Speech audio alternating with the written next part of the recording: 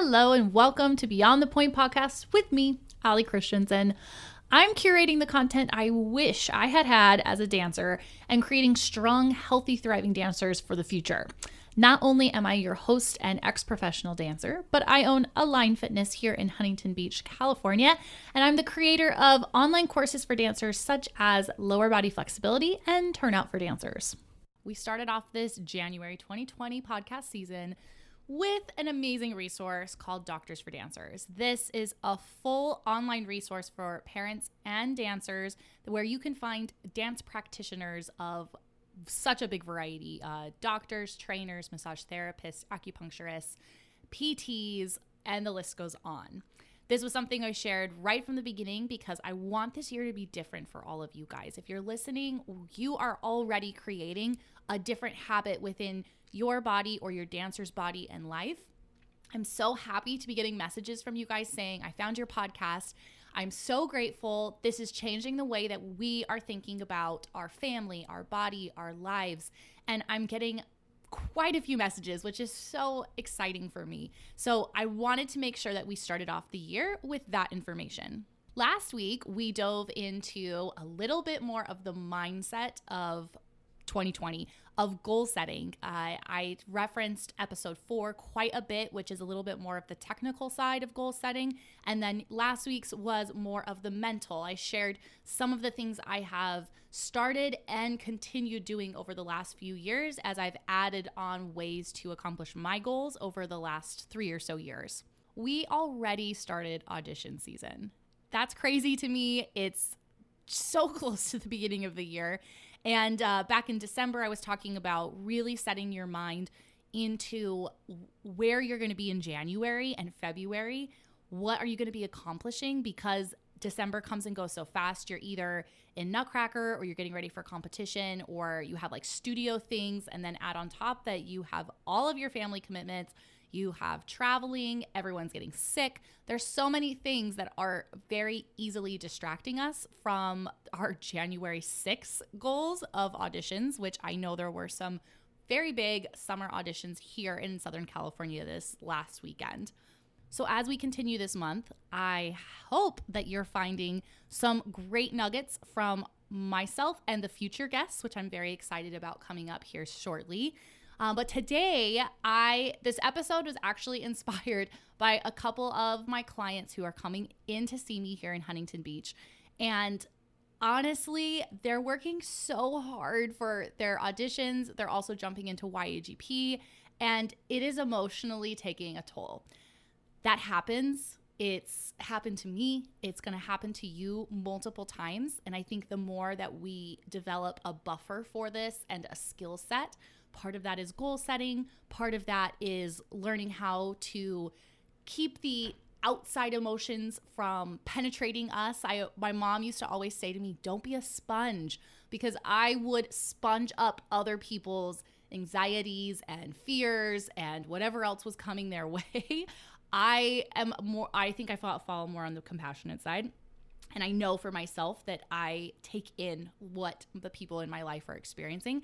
And then my breaking point would be something super small, and it would never be, these emotions that were coming out would never be my emotions. They were like everyone else's.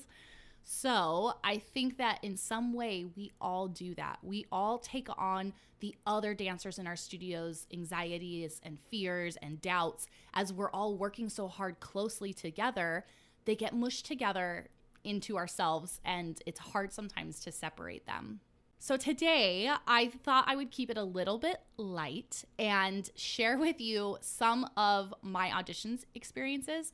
Now, I was trying to think about how many auditions I've done in my life, and I can't even count because, as some of you know, if you're auditioning for summer programs, that can be anywhere from 5 to 15 auditions. And then when you're auditioning for a school or for college, we add those on top. And then we add company auditions that, depending on how many years you dance, that's a lot of company auditions. And then random experiences. The list, I couldn't even start to begin the list. So what I did, or what I want to share with you, is some of the random auditions that popped into my head, both as a pre-professional and professional, And I actually think all these ones I'm going to share did not end with a successful outcome. And I think that's super, super important to remember, because how many auditions do you guys do? So many, right? Most of them you don't end up getting. That's just the statistic. And that is how most of your fellow dancers are feeling. And parents, when you're consoling your child for having not gotten the audition, remembering and making it part of the acknowledgement that we don't get most of these auditions. That's just the way it is. It is a very small percentage of people, those very lucky, hardworking, naturally whatever people that get every audition they do. That's such a small percent. That's like 1% of the dance population.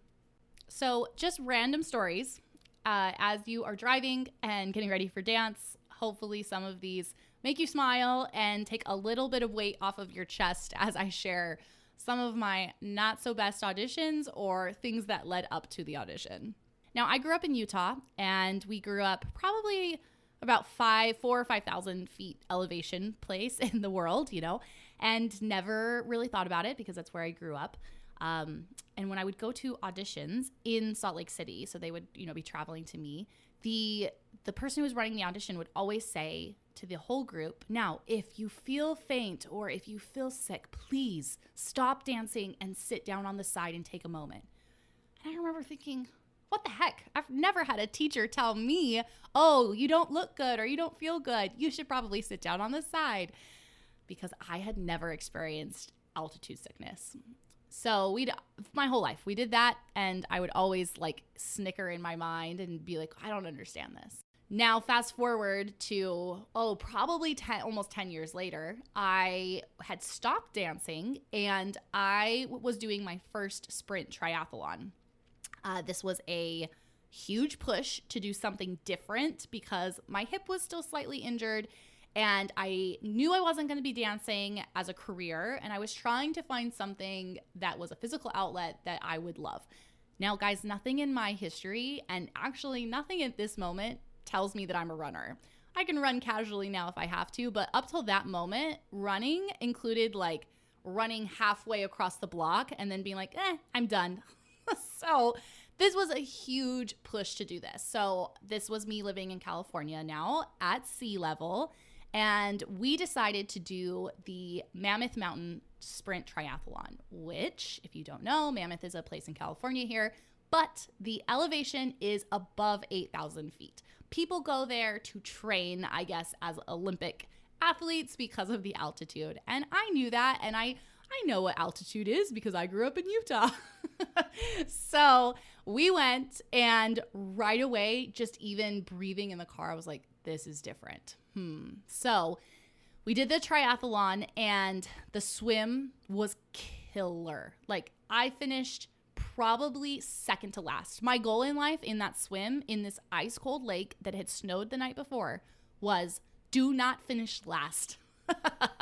Because I had no hope that I was going to be in the front of the crowd, the middle of the crowd. It was just simply don't finish last. I know. There were these little kayakers that surround you in case you're drowning. And they were right next to me. And every once in a while, they'd be like, you okay? I was like, yep, just gonna keep swimming. So made it out of the water, running up to change out of my wetsuit into my biking gear. I was already super winded. I did the bike, which was fine. That is the thing that I excel out in, the 3-ring circus that's going to go on in a triathlon. And it was beautiful, and it was fun, and it was great. Then we get to the run, and this is the part I knew was going to be the hardest for me. Not only was it a 3-mile run, it was all the way uphill, full on straight up a mountain type of hiking. But guys, what I didn't realize is that because I wasn't that great of a runner, and because my hip was still bothering me, I wasn't trying to run these hills. I was full on hiking, big, wide strides. So I made it through the whole thing, but I did have to stop 2 or 3 times because I completely blacked out. Not fall on the ground blackout, but just the vision went, and I would hunch down on my knees and take deep breaths, and people would pass by me and say, are you okay, honey? And I'm like, yep, just the altitude. Oh my gosh, I'm gonna die. You can make it back. You can't die in the wilderness. So made it back to the finish line.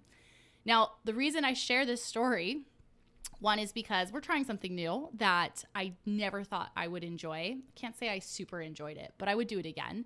And two, so we finished the race. I am ecstatic that I finished it, but I'm like, I'm going to die tomorrow. That was the hardest I've ever pushed my body. I remember thinking I've never had to mentally talk to myself so much. Like, I don't remember anything in dance that I've ever had to do so much intense mental chatter to keep me going. It was very hard.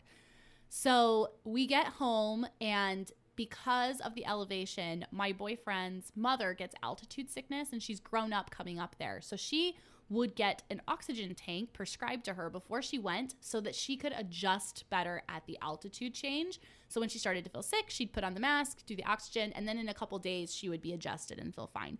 So we were joking and like took her oxygen and, put the mask over our mouth and did some deep breathing and whatever.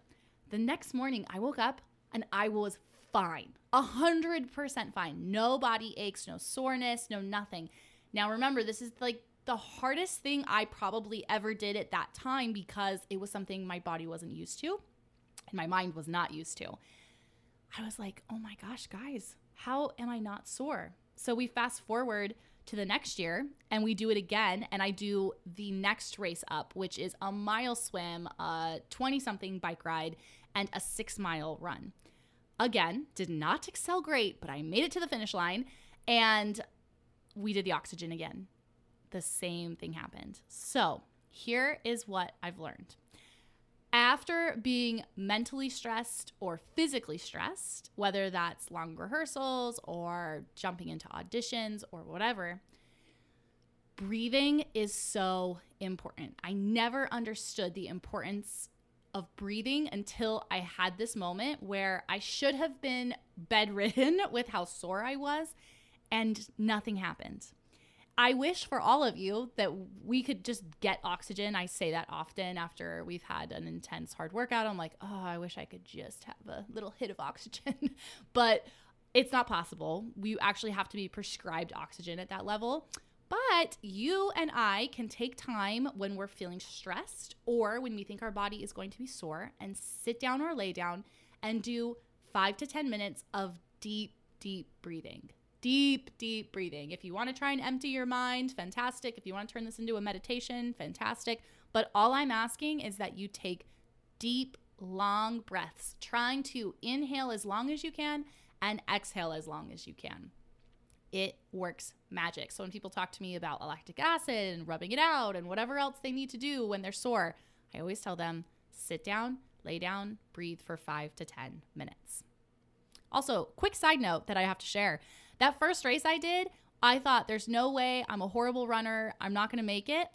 They give awards at the end and we didn't stay because I was thinking there's no way that I will ever even qualify for an award. I won first place in the run portion for my age group because I treated it like a hike and everyone else was trying to run and shuffle up the hill and I just was taking big hiking strides. But I didn't even go get my award because I thought there was no way. And we only saw it later when we were looking at our times. I was like, oh my gosh, I won an award. That might be the only award I'll ever win for running. So pretty exciting. Now, life as a struggling professional dancer can look a little rough. Sure can. I remember there was this time that I had been traveling back and forth from San Francisco quite a bit for auditions. That's where I had been at Lines Ballet, so I had a base there. I was here in Southern California, but I was traveling back and forth pretty much weekly. I had done an audition. It went okay, but I wasn't sure what was going to happen, and I had ended up staying at a friend's house because everyone's couches were taken, and I remember it was someone I didn't really know. I didn't feel super comfortable with. So they put me through a bedroom in a couch. So I couldn't just walk out the door to the hallway. I had to walk through two strangers' bedrooms, basically. This is important to the story because that night I get in bed, I'm laying there, and I don't know if you've ever had this feeling where you just know something's not right. Don't know what it is, but I was just laying there. I was like, gosh, I just feel uneasy about something. And I turn on my phone and I'm kind of looking around the room in the dark. And then I just happened to gaze down and I look on the bed and there are little tiny maggots on the bed. I jump up and I'm like, oh my gosh. And I still to this day do not know if they were bed bugs, like the beginning of bed bugs, or if they were some kind of weird whatever, but I'm going to assume they were bed bugs because they were on the bed. So I'm sitting there. Bed bugs are one of my worst fears in life, guys. That should be a quiz question about me. It is one of my worst fears. And I didn't know what to do because I didn't know those people. I didn't want to bust through the door. Now, at this point in life, I would do something totally different than I did then, but this was 10 years ago. I felt young. So I decided that I would just sit on the floor. It was like a hardwood floor. I pushed the carpet up and I was going to sit with my back against the door and just sit there all night because I couldn't lay in the bed. I didn't want to lay on the carpet. So I just sat there and that is how I spent the night. Now I was getting up really early to fly back to Southern California and I waited up the whole night, like praying that I didn't have any type of bug on me. I flew home and when I got home, my mom happened to be here visiting. I remember I was staying at my grandma's house and she has this long outdoor like hallway basically before you get to her front door. And I come up and I'm standing with my arms out to the side. I drop my bag and I'm like, Mom. And she comes and I said, I think I slept in a bed with bed bugs. And her eyes get big and she's like, strip. So right there, I stripped everything off of me. I ran straight into the shower and I did the whole shower thing, but I basically like ran through the hallway naked almost because I was like, oh my gosh, my clothes. And anything that we couldn't like severely wash on high heat, we threw away. I was like, there is no way I'm bringing home bed bugs from San Francisco. So I think I got rid of a lot of stuff actually. Like there was a dance bag I got rid of. I had this fake leather jacket that I got rid of. There were a few other things that just couldn't be washed. And I was like, get rid of it. That's how afraid of bed bugs I am. So that was not the best experience. I did not get the audition. From that point on there was a little bit of bottom line fear about staying at people's houses. Didn't stop me, but I was super conscious and aware, and it definitely made me not sleep well from then on trying to do these auditions and whatever. So there was such a mental game that started from this one experience. Now, albeit that was a traumatic experience for me, but that definitely, as I look back, played into the rest of my audition traveling experiences. And I will tell you that even to this day, when I get into a hotel, I pull back the covers and I look in the corner of the bed of each side to make sure there's no bed bugs. So I recommend that to you. But the mental game is strong. And this would be a time to practice your deep breathing, your meditation, and your let go skills so that you can be present with your auditions. After I got back from Israel, my best friend and I came. She was from New York, and she came out, and we went to the ODC weekend audition in San Francisco. And I remember that we both felt pretty confident about this. The styles were similar enough to what we'd been doing in Israel. We both did very well there, and it felt like a good fit. So going into one of those auditions where it just feels like, yes, this could be my place. So we went into the audition and it was like a weekend or 3 days. Oh, guys, this might have been the worst audition I've ever done in my professional life. It was really devastating. We were staying on someone's couch once again, which is rough, but that's what you do as a starving professional dancer. The audition just wasn't going well for either of us. It was long and intensive, and I think it's super smart that they do that type of audition because you want to see how people work with all the company members and how they do under longer stress than just 2 hours, 3 hours, So it was very smart of them, and we were learning a ton of their rep, and remembering choreography was always okay for me. I wouldn't say I was the best at it, but it was never an issue. I never really worried about not remembering it. So we were learning this kind of full-length thing from them, and I had got chosen to learn a solo. And so this company member had been working with me, and we were doing it, and it came time to run it. I get out into the middle of the dance floor, and I 1,000% blank out. 1,000%, guys. Not even a recollection of what I am supposed to be doing. So the company member was super gracious and jumped out there with me and like started me on it. And it was like this surreal thing where I feel like I could like feel the whole dance floor just kind of like getting blurry and slightly spinning. And I was looking at her like she was moving in a different language than I could understand. It would be like, you know, her trying to speak Vietnamese to me. And I was like, I don't know what you want from me. So did I get it? No. I didn't even remember an ounce of the choreography. They sent me off. I had to do everything to hold back my tears. Oh my gosh. It was so sad. I was watching one of my acquaintances like rock this audition, and I'm trying to hold it together because I just blew it. We make it to the end of the audition. My friend says to me, that was the worst audition I've ever done. I was like, yep, that was mine. Needless to say, didn't get that audition. I still don't know what happened to that day. And it never happened again like that. But that was a big blow because that was somewhere I felt like I could have done well. It was in San Francisco where I had family and roots. And earlier on another podcast, I was talking with, I think it was Katie. We were saying that you kind of develop a family around this place in life, like college, and then after that, your career, where if you're a dancer, you end up creating these dance connections, whether it's with the company members or not, you're just involved in the dance community. And that's how I felt about San Francisco. It would have been a very emotionally easy move back because I had so many connections and I had just blown it. So when you are in an audition and you're like, oh man, I didn't do my jeté right, you can remember me standing there literally blank, looking at the director with wide eyes like, holy crap, I don't know what's happening. Please remember that the next time you're like, oh, I could have done that pirouette better. It could be worse. Now, since we're diving into the worst moments of Allie Christensen's audition experiences, you guys are welcome. This is how committed I am to you. I'm sharing these with you.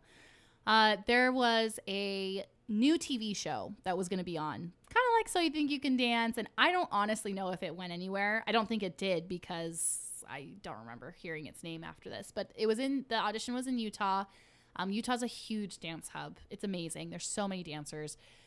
So I was like, well, I have family there. I'll go back and audition. I think it was Allison from So You Think You Can Dance was there doing the choreography. And I don't remember who else was going to show up. But I did you learn the choreography. We get into groups to do this piece of choreography.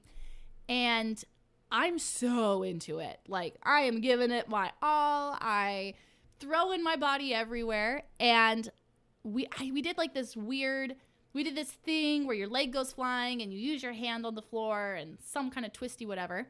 And I'm so into it. And I hit someone. I feel like I hit them and I stop and I look like, was that my fault? Was that your fault? Like, really bad audition etiquette, guys. Don't stop moving. Also, don't hit your fellow dancers.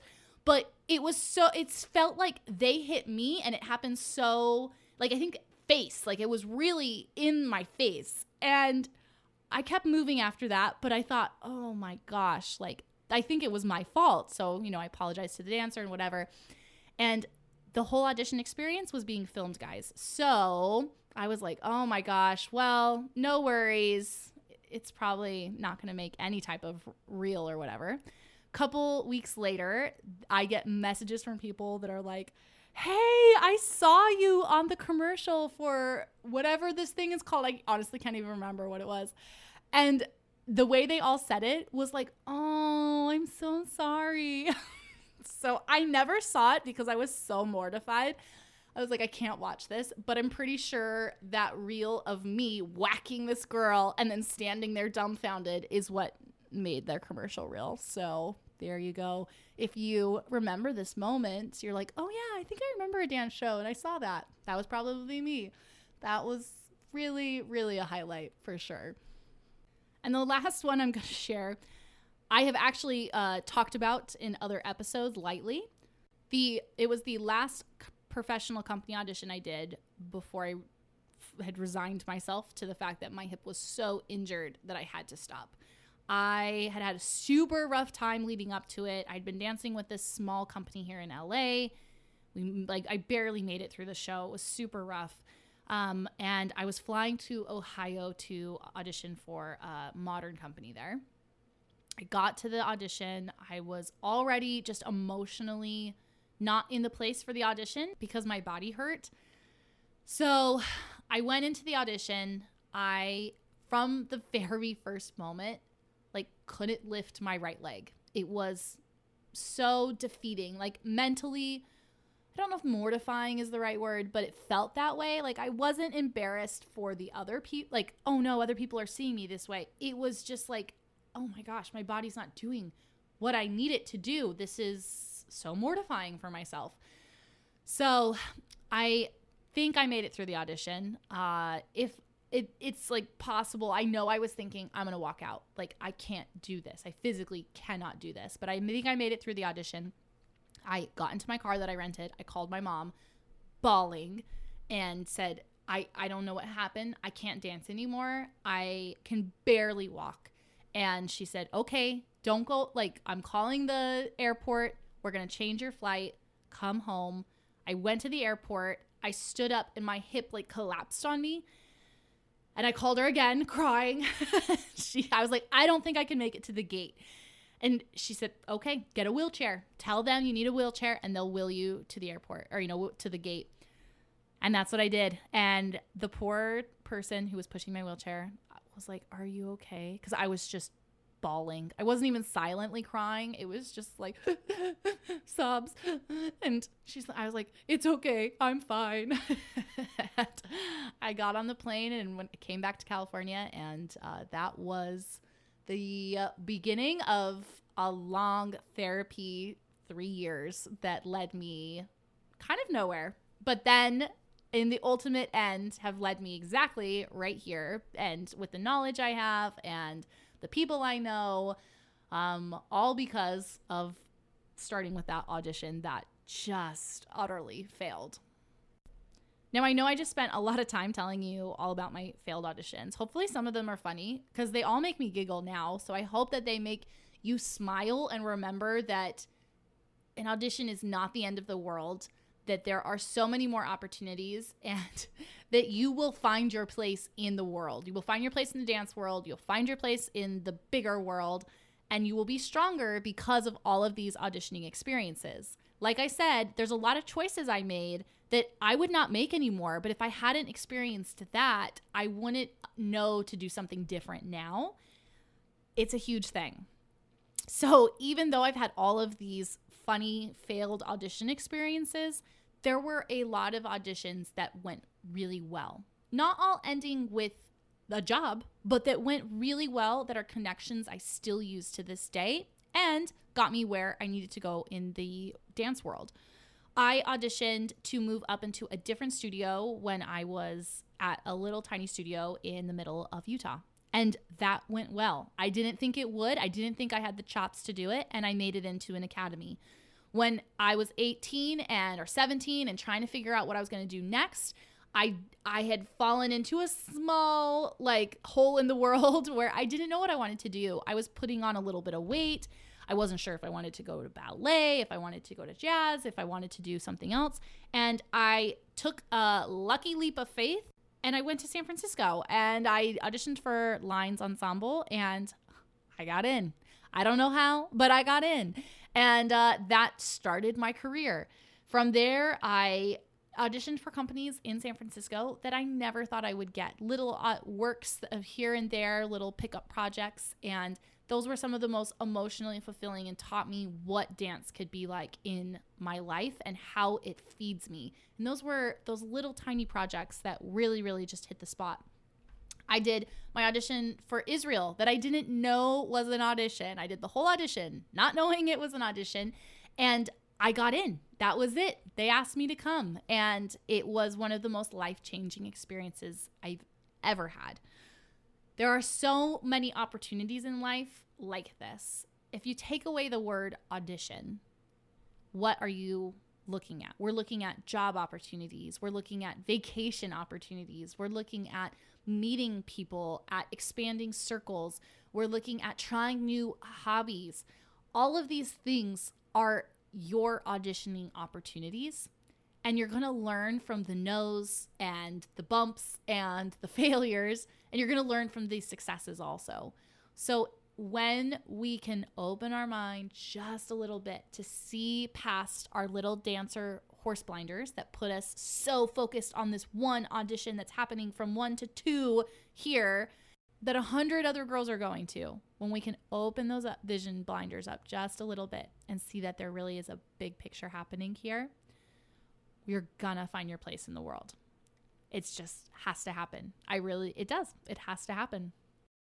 So as you head into this week of auditions, from now until the next time I talk to you here on the podcast, I wish you an open mind and just go in and enjoy the experience. Learn from your mistakes, learn from your successes, but show the directors and the teachers how much you love what you do.